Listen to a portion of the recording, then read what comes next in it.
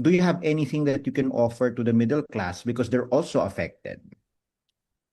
Well, pag sinuspend natin yung excise tax as well as the possibility of suspending VAT, that will hit everyone, the middle class, even the rich segment. So that's why we have to study that very carefully, especially in VAT. No? In VAT is very complex. Eh.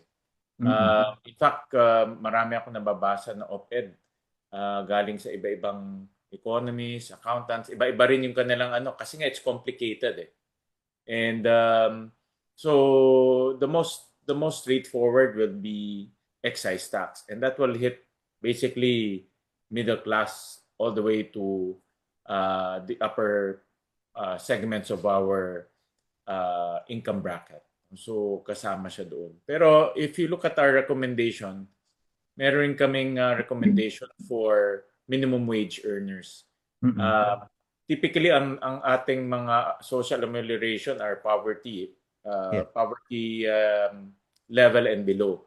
So we also recommended minimum wage earners kasi near poor sila and susceptible sila sa inflation shock.